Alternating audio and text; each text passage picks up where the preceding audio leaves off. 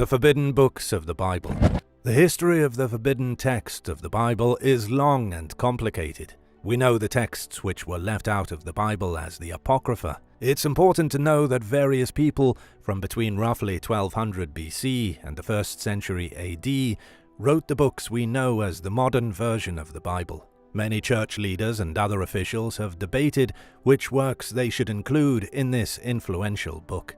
The debate started around 300 AD with a lot of editing. This continued until the 16th century, when Martin Luther published the first German translation of the Bible. Throughout all these years, the many translations and different interpretations have changed the Bible a lot. Some later translators didn't agree with certain parts, so they took them out. According to Jason Combs from Brigham Young University, a professor specializing in ancient Christianity, there were hundreds of works that were skeptical. These never made it into the canon. Many of them were lost, while others were preserved as forbidden books. How was it decided which books were allowed in the Bible and which weren't? There were three primary criteria. It depended on who wrote the specific book, how old that book was, and how appropriate the text was regarding the Christian teaching of the time. If the church leaders didn't like the message, they didn't include it. The Apocrypha comprises non-canonical books, mostly from the 2nd century AD, which refer to Jesus and his apostles. Some were published between the Old Testament and the New Testament. Others are considered false texts, expanded stories by Jewish and Christian writers, which exaggerated and dramatized earlier parts of the Bible. From the Gospel of Peter to the Gospel of Mary, a lot of biblical texts have been hidden for centuries, kept out of churches and out of the public eye. We're about to take a deep dive into these secret chapters. The Apocalypse of James. The Apocalypse of James, divided into 2 books, was rejected when the great Emperor Constantine of the Roman Empire first standardized the Christian religion between 306 and 337 AD. It was Constantine who instructed the bishops to take all available Christian writings in circulation and compress them into the New Testament. That's about 330 years of writing. Constantine had this New Testament presented to the world in the year 367 AD by Athanasius, Bishop of Alexandria. Many people claimed God had touched the bishop and that he would have published nothing not under the sacred word of God. In the New Testament, the Apocalypse of James was not included. Officials outlawed the books, but fragments of them have been circulating for nearly 2,000 years. Most of what we know about these mysterious books comes to us from scraps of papyrus that were found decades ago in Egypt in the 1940s. Terracotta vessels were discovered stuffed with 13 scrolls, buried in the 4th century to protect them. They were written in a blend of Greek and Egyptian, which we call Coptic. The books aren't that dissenting. The Apocalypse of James details the teachings that Jesus gave to his brother James. It was written as a narration, a dialogue between the two men. Jesus describes heaven, then gives James the password that he'll need to get into heaven. This part was a little strange, and maybe that's why it wasn't included in the Bible. If you knew the password to get into heaven, who would you share it with? The Book of Adam. The Book of Adam is another version of the story that appears in Genesis of the conflict involving Adam, Eve, and Satan. Nobody knows which version of this story is correct, only that the version most of us know is in Genesis, and the story from the Book of Adam was thrown out. It's called the conflict of Adam and Eve with Satan, and it was written in the 6th century. What makes this book so unique is that it concentrates on Adam's story. The serpent tries to kill Adam and Eve, but God foils him. He then casts the evil serpent into India. Satan also appears and tries to deceive and murder Adam and Eve, but each time God saves them. The book also goes into detail about Adam's life outside the garden and how sad and helpless he was. This version also gets into the children of Adam and Eve. It talks about how the sons of God are Seth's sons, Seth being Adam and Eve's 3rd child. It also talks about the Cainites who descended from Cain, the first murderer in the world. This is the book that also talks about the mysterious Nephilim, a race of giants who the flood wiped out. How tall is the tallest person you know? Gospel of Thomas. The Gospel of Thomas was discovered at the Nag Hammadi Library in Egypt in 1945, along with the scraps from the Apocalypse of James, lost copies of the Gospel of Philip, and lost copies of the Gospel of Truth. Historians speculate all these religious texts were buried here immediately after the Bishop of Alexandria announced the final version of the New Testament. Realizing that these writings were being axed from the Bible, somebody, under someone's orders, hid the few scripts they could get their hands on at Nag Hammadi. The Gospel of Thomas was probably written between 60 and 250 AD. It contains sayings of Jesus with no information about the deeds of his life, which differ from the other Gospels. There are 114 of these sayings inside the Gospel of Thomas, with the introduction at the beginning saying, "These are the hidden words that Jesus Christ spoke, and Didymus Judas Thomas wrote down." Modern scholars don't believe the Apostle Thomas wrote this document and say some other unknown person probably authored it. The first saying is, "Whoever finds the interpretation of these sayings will not experience death." Why do you think the Gospel of Thomas was left out of the Bible? The Sibling Oracles. The Sibling Oracles are unlike any other forbidden books in the Bible. They are oracular scrolls, and they were written by priestesses called Sibyllus as far back as the 6th century BC. A fire destroyed most of them in 83 BC, and then burned once and for all under the orders of the Romans around 365 AD. This collection would never make it into the Bible. There was no way on earth it would be allowed to happen, but they're still worth noting just because of how important they were once. The Sibling Oracles were essentially the same things as the Gospels. They were a collection of stories and predictions involving the known world, mostly Rome and Assyria. But what's exciting is that the Sibling Oracles told almost identical stories as the Garden of Eden, the Great Flood and Noah's Ark, and the Tower of Babel. And this was written centuries before the books that made it into the Bible. The stories from this pagan text are similar to the stories in the Bible. At least, the big stories are related. It goes to show that the biggest and most influential stories in history are more or less edited copies of one another. Why do you think women writers were excluded from the Bible? Share your thoughts in the comments. Make sure you subscribe to the channel so you don't miss out on more exciting videos. The First Book of Enoch. The First Book of Enoch is considered an apocryphal work. This means not included in any scriptural canon. The only complete version of the First Book of Enoch is an Ethiopian translation from a previous Greek translation, which was made from the original Hebrew version written around the 3rd century. Enoch was the 7th patriarch in the book of Genesis. It was believed Enoch had received some secret knowledge from God. He was considered a visionary, and most of his story in the Forbidden Book has parallels to the old Babylonian myth of Amadurmanki. This Sumerian king ruled over much of Mesopotamia. He supposedly ruled the lands for 21,000 years and was connected to the Babylonian sun god Utu, later called Shamash. Enoch's story is so closely related to the god Utu that it's no wonder it was never included in the Bible. Some fragments of this book were discovered in the Dead Sea Scrolls, but nobody knows exactly when they were written or who wrote them. But because of how dramatic the Book of Enoch is, historians agree that either a Christian or Jewish person took known stories and dramatized them. It goes into serious detail about the origins of demons, why some angels fell from heaven, and the origins of the Nephilim. It also explains that the Genesis flood was a moral necessity. The only people who accept these writings as truth are the Ethiopian Orthodox Church. The Gospel of Mary. In the Gospel of Mary, the controversial figure Mary Magdalene appears as one of Jesus' disciples. Not only that, but Jesus also singles her out to be given his very special teachings. In this forbidden gospel, Jesus' death discourages the disciples, and Mary is the one who comforts them. She reminds the disciples that Jesus' presence will always be with them, and when Peter asks her to repeat the words she can remember, she says that she spoke to him already in a vision.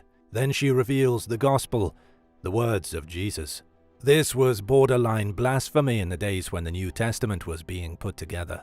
The leaders of the church would never let a woman have her own chapter in the Bible, and so it was cut, and the church tried to bury it. But in 1896, this text was discovered. A German named Karl Reinhardt purchased it in the Egyptian capital of Cairo, but everything else is a mystery. It was kept relatively secret until 1983, when it was published officially. The Gospel of Mary had been discarded along with other forbidden texts such as the Act of Peter and Sophia of Jesus Christ. This Gospel was old, probably written around 90 AD, according to Karen L. King from Harvard Divinity School. But what makes this Gospel so exciting is that it confirms Mary as a pivotal character in the life of Jesus. It's just that scholars can't agree on who Mary was. She could have been the mother of Jesus, maybe his sister, or just a great friend. Whatever the case, the church has tried to bury her existence for centuries. Some people even think she may have been Jesus' wife. What do you think? Letter to Aristeas. The letter to Aristeas was written by a Jewish person in the 2nd century BC. It tells the story of the translation of the 5 books of Moses into Greek and why they were translated at all. Aristeas was an official of Ptolemy II Philadelphus, who was a Greek monarch in Egypt in the 3rd century. The letter was addressed to Aristeas' brother, discussing how the monarch asked for a translation of the 5 first books of the Old Testament. The translation took 72 days and was brought from Jerusalem to Egypt. This is exciting because the original books of the Old Testament were written in Hebrew, then translated to Greek, and then the New Testament primarily came from those Greek translations. Historians say that the scholars who made the translations over those 72 days could have made mistakes. This means that those mistakes could have changed the stories of the Old Testament, which then would have been altered even further. The letter to Aristeas shows how messed up all the translations of the Bible really could be. No wonder it wasn't added to the final version of the Bible. The only problem is that scholars also argue about the historical accuracy of this forbidden book. It could be real, an actual letter written verbatim, or it could be just another made-up story. Benjamin Wright, who is a professor of religious studies, says he doesn't think the story is historical. He thinks the text is an elaborate myth of origins for this translation, which he thinks was done for different reasons. Wright says it's a marvelous text that tells us a lot about the Jewish community in Alexandria in the middle of the 2nd century BCE. The Book of Jubilees. The Book of Jubilees, also known as Lesser Genesis, was so thoroughly suppressed by the powers of Europe that not a single complete Latin or Greek version has survived. Protestants, Roman Catholics, and Eastern Orthodox Christians all despised the Book of Jubilees. The only group which considers it canonical is the Ethiopian Orthodox Church. The book claims to present the events which were secretly revealed to Moses while he spent 40 days and 40 nights on Mount Sinai. It's a fascinating take because it describes events talked about in Genesis and Exodus while dividing them into jubilees of 49 years. Each of these jubilees has 7 cycles of 7 years. This is the Jubilee calendar, the Jewish calendar that marks religious festivals and holy days and sets the Jews apart from their neighbors while emphasizing the message of the Old Testament. The Hasmoneans immediately accepted the Book of Jubilees. It also became popular with early Christians. The Book of Jubilees helped divide certain religious sects. It became one of the key influences on the formation of Islam. It said God's words were written on celestial tablets, and then an angel revealed these words to the prophet Moses. The biblical figures are all depicted as prophets, and this was a huge divider between early Christians and early Muslims. The Apocalypse of Paul. The original version of the Apocalypse of Paul is lost. There are only redacted versions in circulation. The text has been reconstructed using different translations and different versions. The message is the same. Paul had a vision of heaven and hell, according to the book. It was this book thousands of years ago which helped shape modern beliefs about the Christian afterlife. Why it was banned from the Bible is a mystery. Another interesting part about the Apocalypse of Paul is that some experts think they know where it was written. Researcher Kirsty Copeland argues that it was composed at a communal monastery in Egypt between 388 and 400 AD. It's an expanded version of the Apocalypse of Peter, but one of the key differences is that At the very end, Paul, or the Virgin Mary, differing from manuscript to manuscript, convinces God to give everyone in hell the day off. Every Sunday, the lost souls of hell get a brief respite from their suffering. And so on Sunday, people can sit around on their couches being lazy and watching football. The Four Horsemen. In the Book of Revelation, the Four Horsemen are the harbingers of doom, those terrible riders who herald the end of existence. It's when the first 4 seals are opened that the riders come forth to start a cataclysm that will plunge the world into darkness and misery. It's about as grim as it gets, but not the most terrifying thing that happens in the Book of Revelation. Out of all the horrible things to happen at the end of times, the Four Horsemen are the most well-known in popular culture. We have the first horseman who arrives on a white horse, interpreted as being Jesus Christ or the Antichrist. There's the second horseman who rides the red steed and represents war and bloodshed. The third horseman rides a black horse and symbolizes famine, while the fourth horseman rides a pale horse and represents death. The way the horsemen work is like this. First, the white horseman shows up to signal the end of times. Next, the horseman of war comes to plunge the world into conflict and chaos. Next, the third horseman unleashes a famine that wipes out all the food on the planet. Now that these events have plunged the world into chaos, with everyone fighting and starving, the pale horse of death comes to carry away the souls of all the sick and dying. And in the end, there's nothing left. This book is still just as valid for modern Christians who believe that the prophecies in Revelation have meaning to events happening now. They are encouraged, as the first century Christians were, to remain faithful to the end. In the face of the severe problems confronting today's world, they should have faith and trust in the promise of Jesus. Behold, I am with you always, until the end of the age. The Seven Trumpets. The Book of Revelation is confusing. The Four Horsemen should be enough to obliterate the civilized world at the end of days, and yet there are a lot more miseries that the book describes during the Great Tribulation. One of the biggest and most disturbing miseries is the Seven Trumpets. When the being known as the Lamb opens the seventh seal, silence falls in heaven for approximately 30 minutes. Then God gives the 7 angels standing before him 7 trumpets to blow. A different angel blows each trumpet, and the book names none of the angels, and each blast of a trumpet brings with it a terrible judgment. The blast of the first trumpet devastates the earth. A hail of fire and blood burns the trees and the grass until it scorches the earth. All living marine animals are killed by the second trumpet. The third trumpet turns the water bitter and kills all humans who drink it. The fourth trumpet then kills the sun, moon, and stars, turning them dark and plunges the world into blackness. And that's only the beginning. We still have 3 trumpets left. The fifth trumpet releases Satan, who then uses his demonic influence to torment all the souls of the people left on earth who haven't died yet. It's described in the book as a time of incredible torture and pain. The sixth trumpet brings an astonishing amount of death, releasing 4 angels and an army of demons to continue the killing. And finally, the seventh trumpet completes the apocalypse. The events have destroyed the earth, and it has transformed the kingdom of the world into the kingdom of the Lord and the Messiah, and it will reign forever and ever. The 7 bowls and the 7 plagues. It's important at this point to talk a little about the 7 seals. Heaven seals them on a scroll, like what you see in old movies when someone closes a letter with a wax seal and a press. In the Book of Revelation, it's the prophet John who discovers a scroll closed with 7 seals. When something breaks the seals on this scroll, they begin the earth's calamities. The first 4 seals being broken release the 4 horsemen, and the rest of the seals unleash other torments. One torment is the 7 plagues of Revelation. 7 bowls of misery are poured out on the world.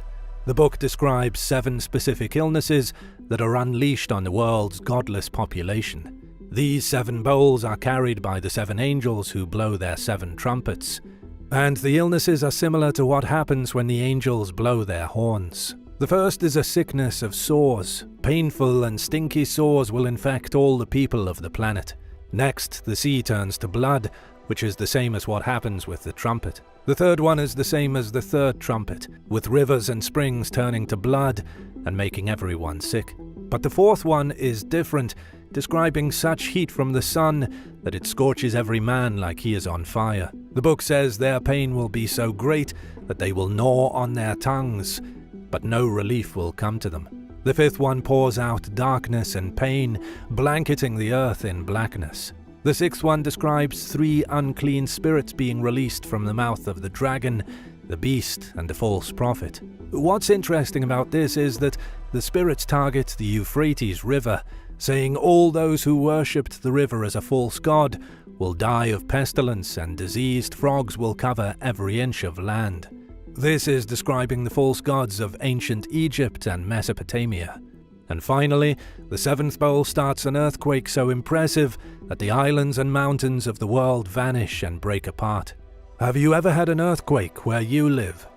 The hidden meanings in the Book of Revelation. Most scholars agree John the Elder wrote the Book of Revelation sometime around the year 96 AD in Asia Minor, probably in modern Turkey. He allegedly wrote everything which will transpire during the apocalypse, the details given to him by God. What's interesting is that during this time, apocalyptic literature was all the craze. While such a book may be difficult for modern people to read, people of the ancient world would have been more familiar with its complex nature. There were all kinds of apocalyptic writings from 2,000 years ago, and they all used strange and cryptic messages. But the people back then wouldn't have taken the words in the book so literally. The Book of Revelation is so confusing today because all the strange scenes that seem so unintelligible were metaphors for the destruction of Rome and the rise of the Christian kingdom. It helps us to understand if we look at what was happening around the year 89 AD. Everyone still remembered when the Romans marched on Jerusalem and wiped everyone out just 20 years earlier. They considered the religious and political force of Rome a major threat, and the author of the Book of Revelation conveys this threat through brutal apocalyptic images, which several centuries later were turned into religious scripture, which today is often interpreted verbatim. Number 6. Babylon the Great.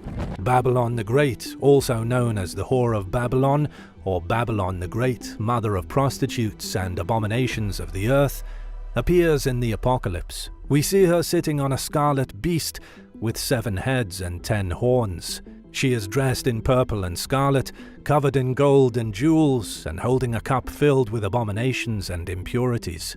She also comes drunk on the blood of saints, martyrs, and Jesus himself. And while she's one of the most terrifying characters in the Book of Revelation, most historians agree the author never intended her to be an actual person. Instead, Babylon the Great is symbolic of the Roman Empire. She's a representation of the greatest city on earth, which directly defied God's law. The whole point of her as a being of immense evil and corruption is to convey Rome as the centerpiece of all corruption. Most Christians viewed Rome as a sick body of evil, something that held way too much dominion over the world and seduced and subverted people who belonged to God. Do you think there is a modern Babylon? If so, where do you think it is? Let me know in the comments. Be sure to smash that subscribe button and give me a thumbs up so I know you want to see more stories like this. The Locusts of Abaddon. When the fifth angel sounds his trumpet, he unleashes Satan from hell to terrorize the planet with an army. But if we get into the specifics, it's a lot more complicated. The fallen angel Abaddon, who plays a major role in the biblical apocalypse, releases a locust plague from a bottomless pit in hell to terrorize the impure for 5 solid months. The book describes locusts as being scorpions out of the earth, but bigger and way more terrifying. The reason you may hear this in so many ways is that there are so many alternative interpretations of what the author wrote in the book.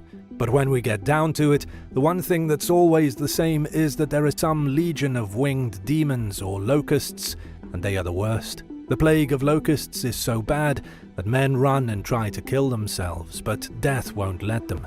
Nobody is allowed to die while they're picked apart by flying monsters. Are you scared yet? The Great Earthquake. The opening of the 6th seal is the end of everything. What happens is so terrifying and destructive that it will leave nobody standing afterward. Keep in mind that the opening of the 6th seal differs from the blowing of the 6th horn. The angel blows the horns after the 7th seal is opened, one at a time.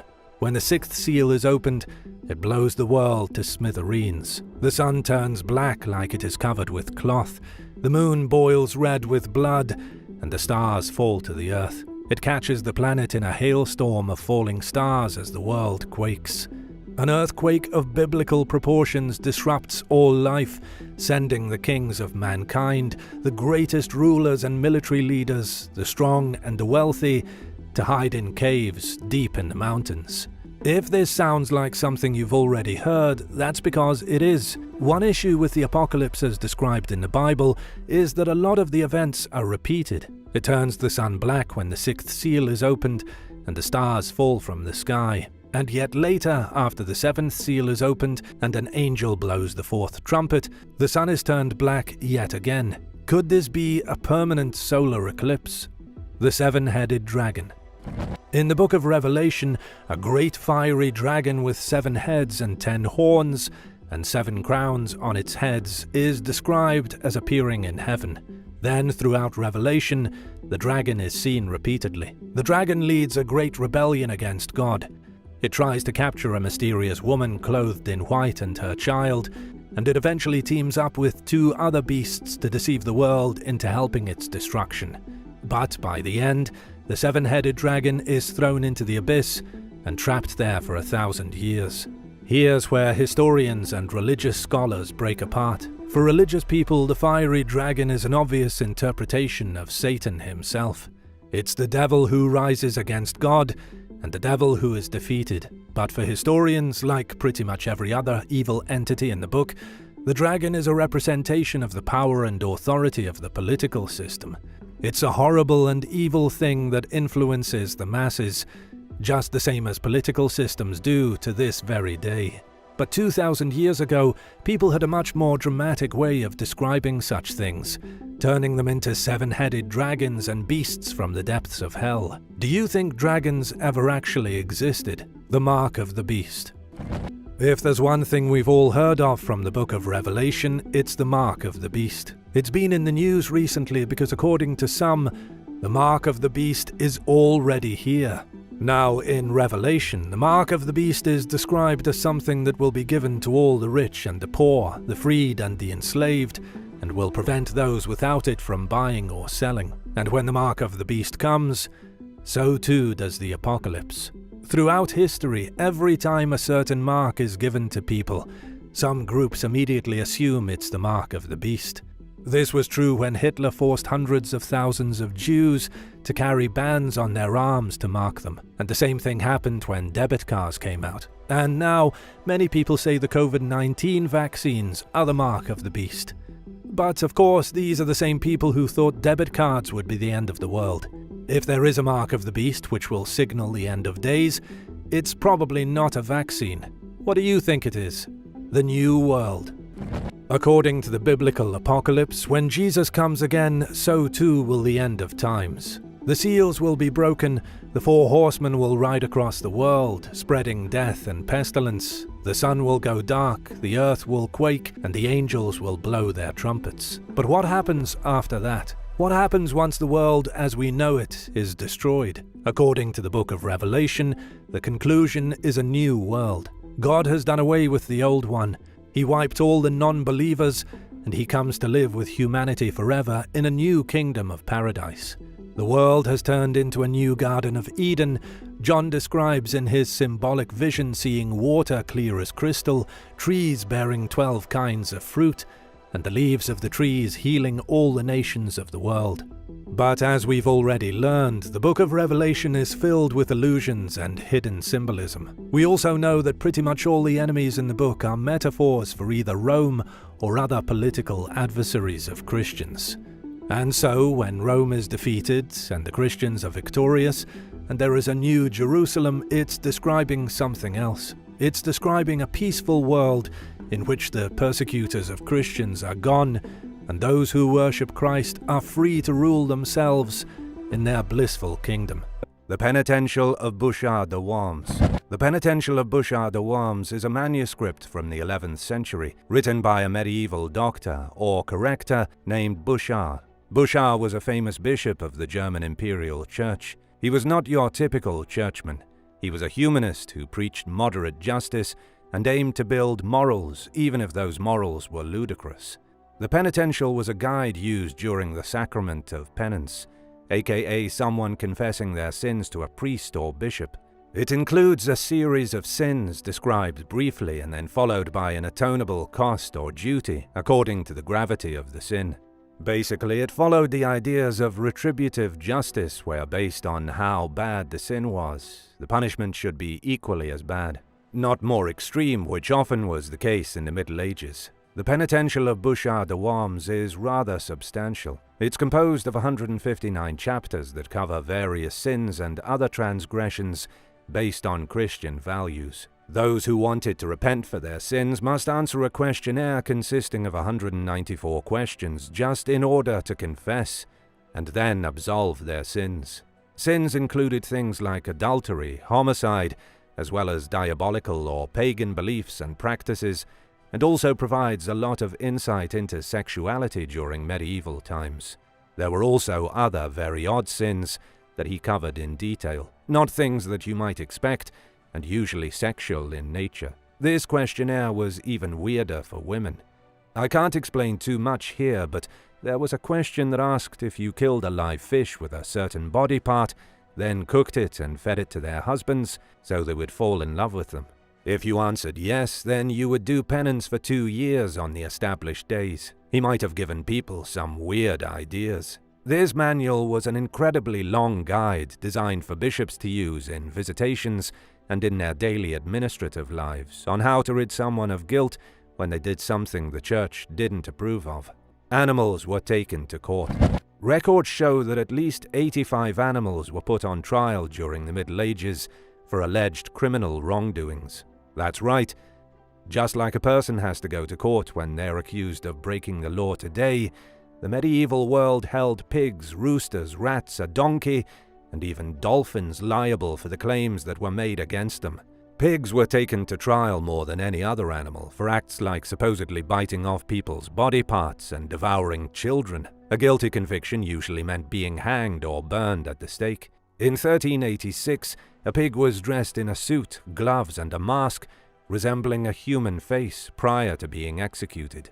Nearly a century later, a rooster was accused and found guilty of the so-called unnatural crime of laying an egg. Some animals, but not many, were spared from the horrific consequences of their alleged crimes. For example, a donkey was let off the hook for a sexual offense after one of her caretakers wrote to the court clarifying that she was wholesome and well-behaved.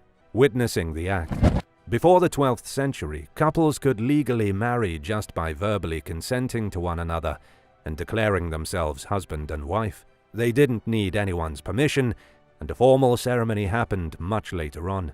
This way of doing things made it easy for people to wed, leading to marriages in all sorts of places, including on the street and in the bedroom.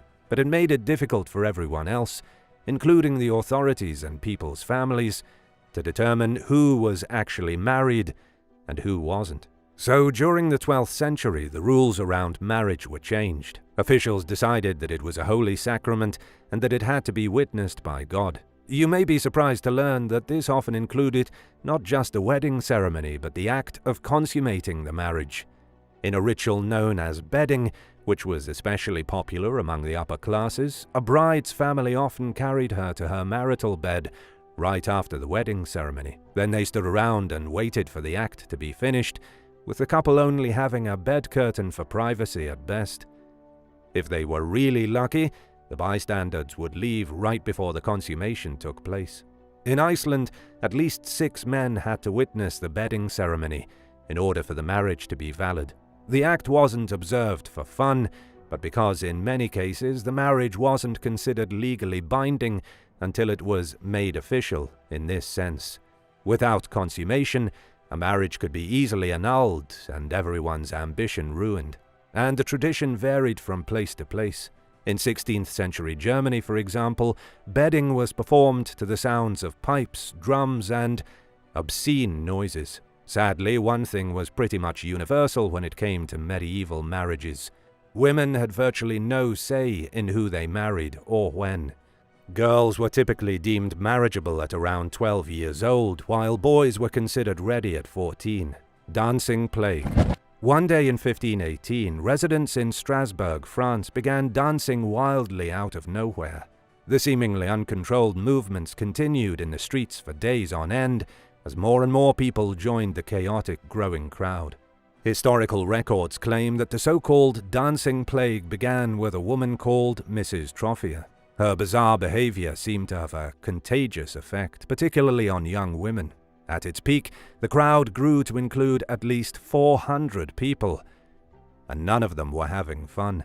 The ailing dancers were extremely uncomfortable and exhausted from their strange, constant movements. Many people ended up in the hospital, where as many as 15 sufferers died daily when the plague was at its worst. Doctors determined that the dancers were not possessed, even though they were certainly acting like they were, and that they were suffering from overheated blood. Since putting people in the hospital didn't seem to alleviate the symptoms, local officials built a large stage for patients to use to get the dancing out of their system.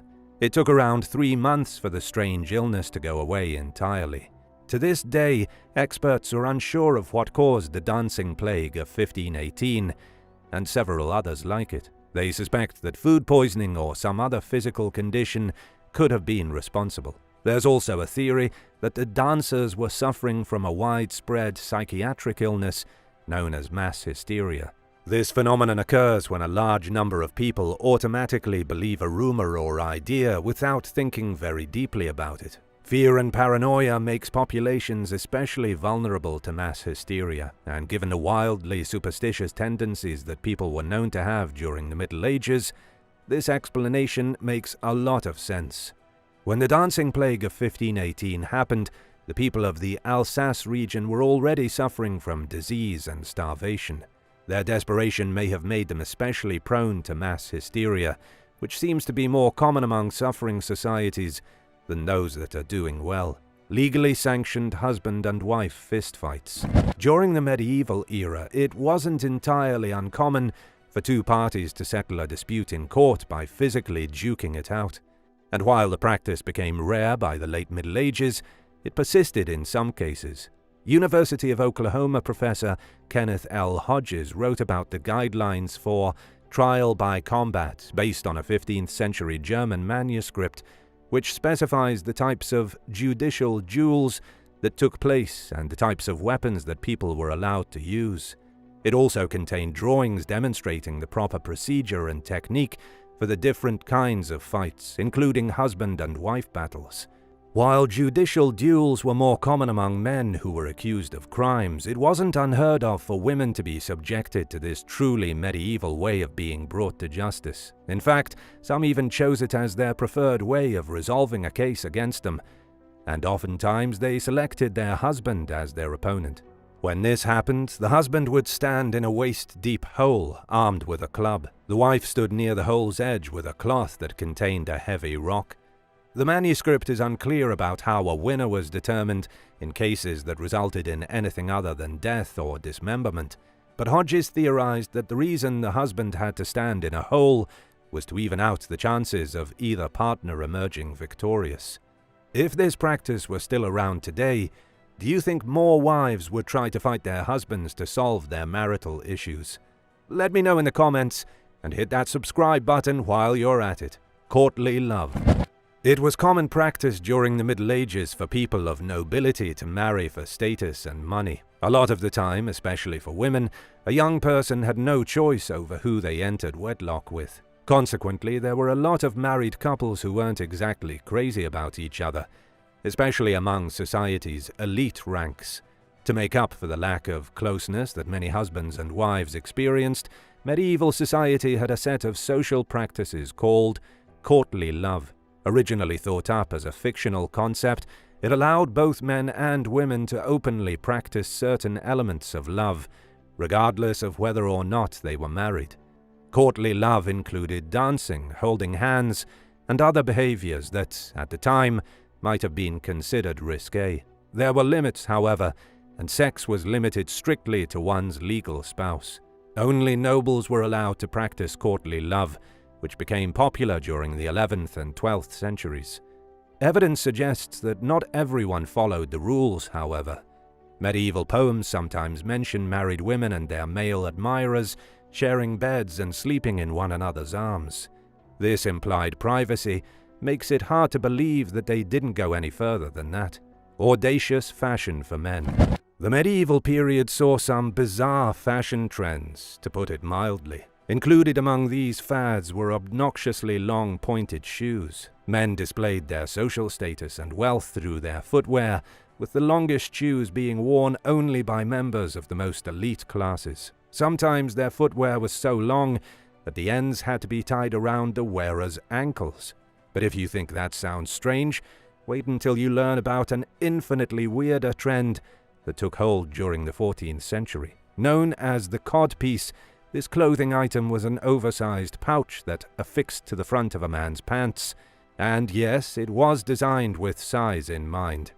It came during a time when it was becoming increasingly popular for men to wear revealing clothing, including extremely short tunics with skin-tight leggings. The custom padded codpiece, adjusted to the size of the wearer's choosing, was seen as a way to emphasize one's masculinity.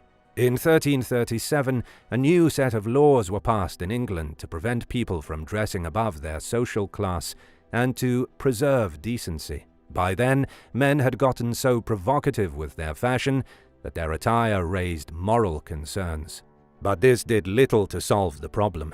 Tunics got shorter and body parts became even more exposed. In 1463, a new law specifically banned men beneath the rank of lord from wearing shirts that did not cover their behinds and private parts. It also addressed the long pointy shoes by limiting the length of the points to 2 inches, 5 centimeters for commoners. Only members of the higher classes could wear longer shoes. Those who violated the policy were fined. Outlawing. Nowadays, we think of an outlaw as a fugitive fleeing from justice, or even simply as an individual who has broken the law. In medieval England, outlawry was an actual legal mechanism that stripped a person of all their rights and permitted the public to kill the outlaw if they crossed paths with them. Simply put, an outlaw was no longer protected under the law like ordinary civilians were.